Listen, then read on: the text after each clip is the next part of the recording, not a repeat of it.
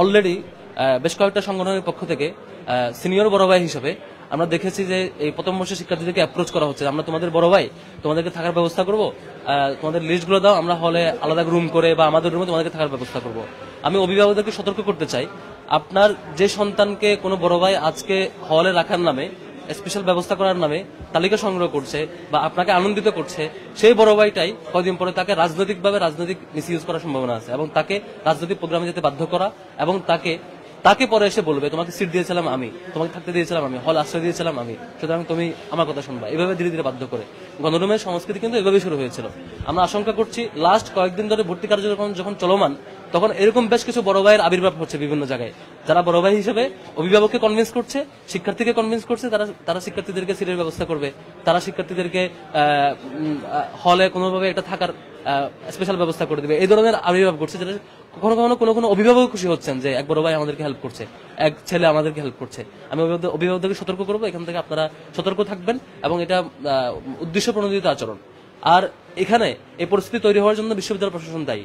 শিক্ষার্থীদের ক্লাস শুরু করার ঘোষণা করা এবং 2 তারিখ থেকে ক্লাস সূচনা করার বিভিন্ন ডিপার্টমেন্টে প্ল্যানিং দিয়ে দেওয়া, অথচ আবাসিক কোনো ব্যবস্থা না করা, এটা খুবই অ্যালার্মিং একটা ব্যাপার। আমরা এর আগেও দেখেছি আইবি এর হোস্টেল আছে, হোস্টেল ভাড়া করে আইবি এর শিক্ষার্থীদেরকে রাখা হয়েছে। এর আগে লেদার ইঞ্জিনিয়ারিং শিক্ষার্থীদেরকে আইলেটে স্পেশাল ব্যবস্থা করে আবার হোস্টেল ভাড়া করে রাখা হয়েছিল, পরবর্তীতে এটি স্থায়ীকরণ করা হয়েছে। এভাবে হোস্টেল ভাড়া করে রাখার রীতি বিশ্ববিদ্যালয়ের আগেও ছিল। এখন আমাদের দাবি হচ্ছে বিশ্ববিদ্যালয়ের প্রথম বর্ষের শিক্ষার্থীদেরকে যে কোনো একটা ব্যবস্থা না করে, 3টা অপশন আমরা দিয়েছি, যে কোনো একটা ব্যবস্থা না করে ক্লাস শুরু করা যাবে না। কোনোভাবেই বিশ্ববিদ্যালয়ের প্রথম বর্ষের শিক্ষার্থীদেরকে, নতুন সেশন শিক্ষার্থীদেরকে সিটের সামগ্রিক ব্যবস্থা নিশ্চিত না করে ক্লাস শুরু করতে পারবে না।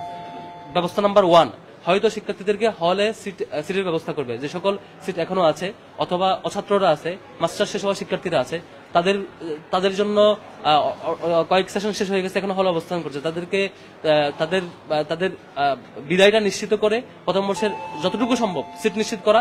দ্বিতীয়ত, যাদের বেলায় হলে বর্তমানে সিট নিশ্চিত করা সম্ভব না, তাদের ক্ষেত্রে দ্বিতীয় অপশন হচ্ছে বাইরে হোস্টেল ভাড়া করে হলো সিট নিশ্চিত করা। সেটুকুও যদি বিশ্ববিদ্যালয় প্রশাসনের সম্ভব না হয়, প্রত্যেক শিক্ষার্থীকে আবাসন ফি বাবদ, বাইরে থাকার মেসে থাকার যে খরচ, সে বাবদ 3000 বা 4000 একটা নির্দিষ্ট অ্যামাউন্ট শিক্ষাবৃত্তি দেওয়ার রীতি চালু করেই ক্লাস শুরু করতে পারবে। এটা হচ্ছে আমাদের দাবি। তো তাহলে আমাদের চিন্তা হচ্ছে, যদি আবাসিক শিক্ষাবৃত্তি কিংবা হোস্টেল ব্যবস্থাপনার মধ্য দিয়ে তাদের সিট নিশ্চিত করলে, প্রথম বর্ষের কোন শিক্ষার্থীকে পলিটিক্যালি মিসইউজ করার পরিকল্পনা নিয়ে সিট দেওয়ার নাম করে কোনো বড় ভাই, কোনো রাজনৈতিক সংগঠন আবারও গণরুম কালচার করার যে হীন পরিকল্পনা নিয়েছে, সেটি বাস্তবায়ন করতে পারবে না। সে দাবি নিয়ে আজকে মূলত আসছে।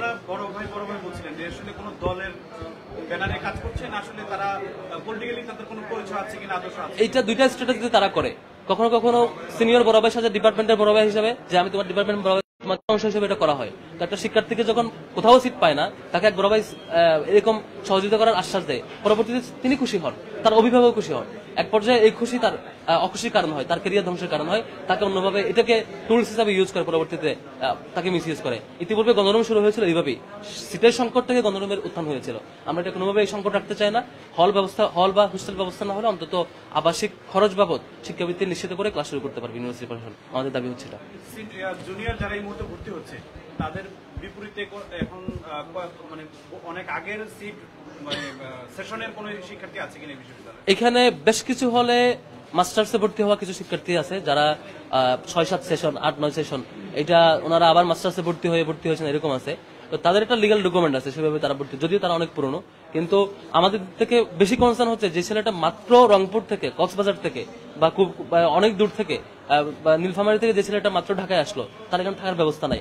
আপনি তাকে ভর্তি কার্যক্রমে 8-9 দিন ধরে ব্যস্ত রাখছেন, আবার 2 তারিখ থেকে ক্লাস শুরু করবেন, সেখানে থাকবে কোথায়? এটা বিশ্ববিদ্যালয় প্রশাসনের দায়িত্ব, এটার খরচ এবং ব্যবস্থাপনার দায়িত্ব নেওয়া।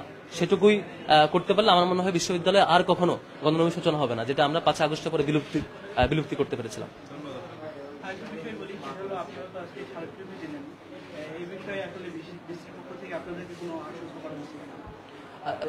আমরা বিসি স্যারের কমিটমেন্ট, বিসি স্যার রীতিমতো কমিটমেন্ট দেন।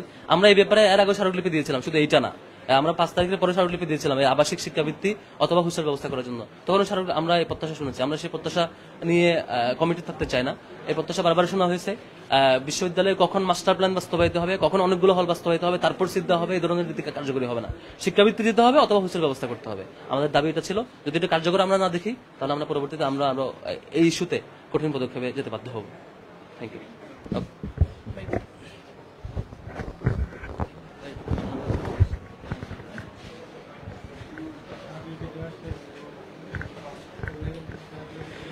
ঢাকা বিশ্ববিদ্যালয়ের ভিসির কার্যালয়ে আপনারা দেখছেন বাংলাদেশ ইসলামী ছাত্র শিবির ঢাকা বিশ্ববিদ্যালয় শাখার পক্ষ থেকে কিন্তু নেতাকর্মীরা এসেছেন, তারা স্মারকলিপি দিয়েছেন যাতে করে নতুন বর্ষের শিক্ষার্থীদের ভর্তি প্রক্রিয়া শুরুর আগেই তাদের যাতে ক্লাস শুরুর আগেই যাতে তাদের আবাসন বিষয়টা নিশ্চিত করা যায় সেই দাবি তারা কিন্তু জানিয়েছেন ভিসি বরাবর।